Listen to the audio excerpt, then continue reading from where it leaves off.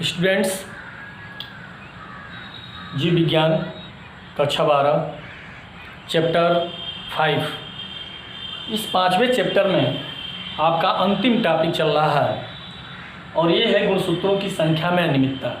मैं बता चुका हूँ कि यह अनियमितता दो प्रकार की होती है, सुगुणता या असुगुणिता, यानी गुणसूत्रों की संख्या में अधिकता या कमी।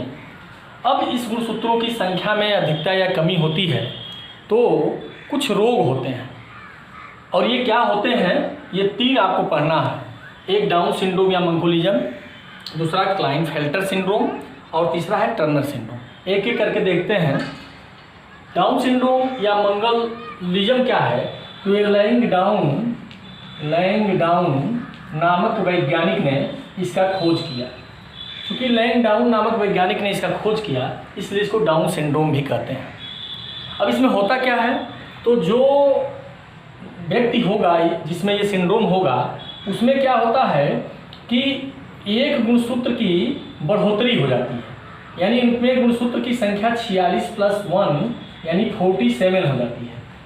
और ये क्या होता है कि आप जानते हैं कि इसमें क्या हो गया, 2n + 1 हो गया, यानी इसको क्या कहेंगे, ट्राइसोमी कहेंगे। यानी इसके गुणसूत्र की एक संख्या की बढ़ोतरी होगी, गुणसूत्रों की संख्या 47 हो गया। तो आप ऐसा जानते हैं कि इसमें 44 गुणसूत्र ऑटोसोम होते हैं। कोई भी जीव है उसमें 44 गुण, मनुष्य में 44 गुण ऑटोसोम होते हैं। और एक जोड़ी अगर जो होते हैं XX या XY, अगर नर होगा तो ये XX होगा और ये मादा होगी तो XY होगा। ये कहते हैं, ये दोनों को लिंग गुणसूत्र कहते हैं, लिंग गुणसूत्र। तो होता क्या है कि जिसमें ये मंगोलिज्म होता है उनके गुणसूत्र में 1 की बढ़ोतरी हो जाती है, यानी 2n + 1 हो जाता है। 2n माने डिप्लॉयड है मनुष्य और मनुष्य में 46 गुणसूत्र होते हैं, तो ये 46 और +1 47 गुणसूत्र इसमें हो जाता है।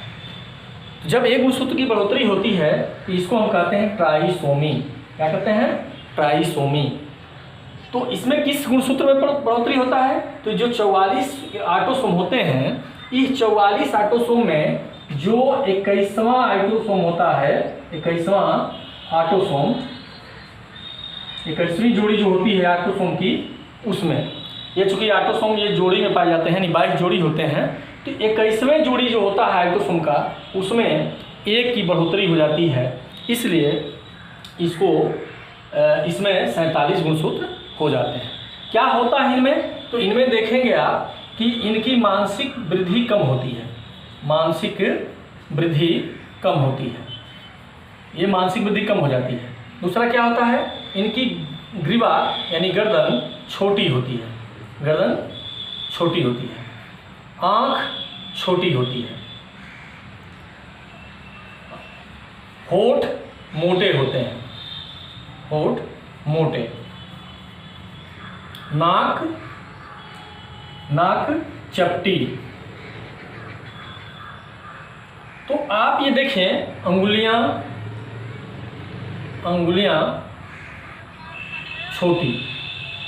तो आप देखेंगे कि इनमें जितने भी गुण हैं ये सभी लगभग मंगोल एक वैरायटी होती है, एक प्रजाति होती है मनुष्य की, वैसा इनमें गुण हो जाता है विकसित, इसलिए इस रोग को मंगोलिज्म कहते हैं। क्योंकि इनमें मानसिक वृद्धि कम होती है, नाक चपटी होती है, गर्दन छोटी होती है, उंगलियां छोटी होती हैं, आँख छोटी होती है, होठ मोटे होते हैं। ये सभी लक्षण, एक मानसिक वृद्धि को छोड़कर ये जितने भी लक्षण हैं, ये मंगोल प्रजाति के जो मनुष्य होते हैं उनसे मिलता जुलता है, इसलिए इसको मंगोलिज्म कहते हैं। और चूँकि लैंग डाउन नामक वैज्ञानिक ने इसका खोज किया इसलिए इसको हम डाउन सिंड्रोम कहते हैं। तो ये आप क्यों होता है ऐसा आप जान गए, ट्राइसोमी के कारण, जिसमें 21वां जो ऑटोसोम होता है जोड़ी, उसमें 1 की गुणसूत्रों की वृद्धि हो जाती है। अब देखते हैं क्लाइनफेल्टर सिंड्रोम क्या है। क्लाइनफेल्टर सिंड्रोम में होता क्या है कि आप देखें तो आप जानते हैं 44 ऑटोसोम होते हैं, 44 ऑटोसोम। अब इसमें क्या होता है कि नर में XY गुणसूत्र होते हैं, ये तो सामान्य नर होता है, ये सामान्य नर होगा, लेकिन कभी कभी क्या होता है कि ये 44 जो गुण ऑटोसोम है वो तो ऐसे ही रहते हैं, लेकिन इस जो सेक्स क्रोमोसोम है इसमें एक एक्स गुणसूत्र की ये बढ़ोतरी हो गई और इसको कहेंगे हम, क्या कहेंगे, अब इसमें गुणसूत्र की संख्या इसमें भी कितनी हो गई, 47 हो गई। लेकिन इसमें गुणसूत्र की संख्या किसमें हुई है, ये सेक्स क्रोमोसोम में हुई है, जबकि मंगोलिज्म में किसमें हुई थी, ऑटोसोम में एक की बढ़ोतरी हुई थी। तो ये सेक्स क्रोमोसोम जो होते हैं उसमें नर में एक एक्स गुणसूत्र बढ़ गया और इस प्रकार से इसको भी हम क्या कहेंगे, क्या है ये है ट्राइसोमी, ये भी ट्राइसोमी है, लेकिन सेक्स लिंग गुणसूत्र में बढ़ोतरी के कारण हुआ है, एक गुणसूत्र की अधिकता हो गई। अब इसमें क्या होगा, ऐसे नर जिसमें कि ये क्लाइनफेल्टर सिंड्रोम होगा उसमें क्या गुण विकसित होंगे, क्या लक्षण आ जाएंगे, ये सामान्य रूप से नर तो होंगे लेकिन इनमें क्या स्थिति होगी, वृषण अविकसित होगा, वृषण अविकसित होगा। और क्या होगा, दूसरा शुक्राणु नहीं बनेंगे, शुक्राणु नहीं बनेंगे, नहीं बनते हैं। और क्या होगा, इनमें मूंछ और दाढ़ी यानी शरीर पर बाल नहीं रहेगा, मूंछ दाढ़ी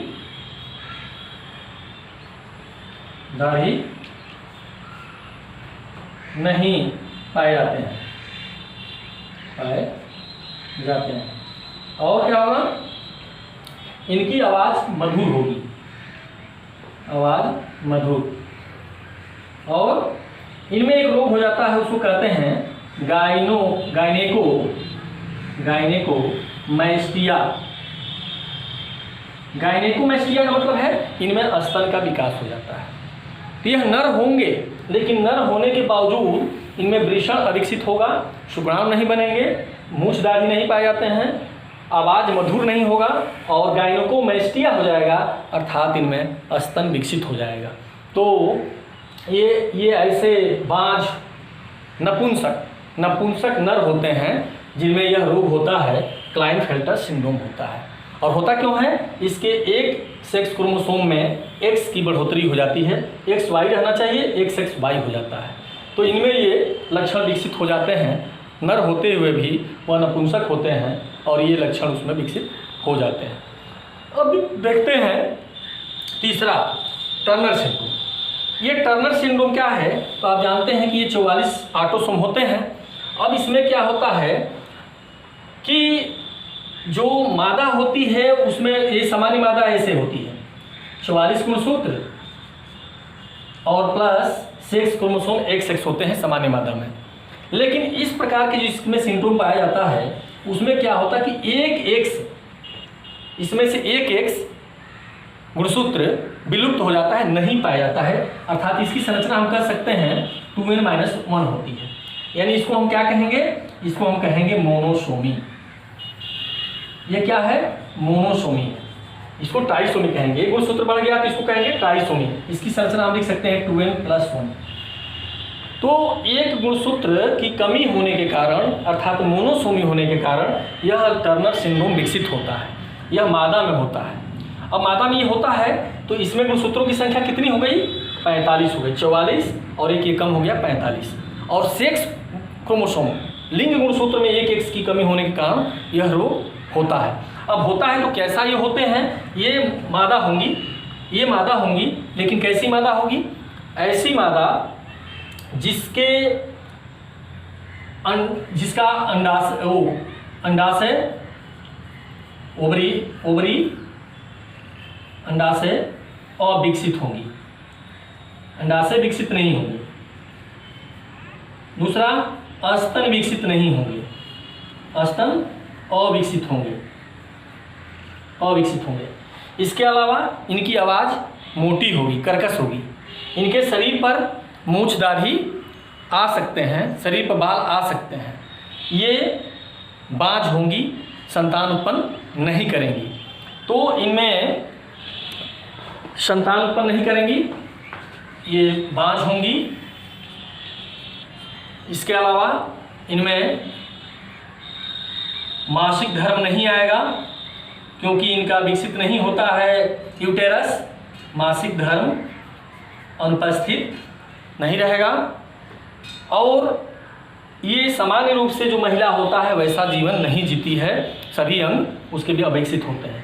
तो इस प्रकार आप देख सकते हैं कि ये डाउन सिंड्रोम, क्लाइनफेल्टर सिंड्रोम और टर्नर सिंड्रोम गुणसूत्रों में कमी या अधिकता के कारण होता है। और इस प्रकार से इस चैप्टर में इतना ही आपको बताना था। आप आगे अगले वीडियो में अगला टॉपिक देखेंगे।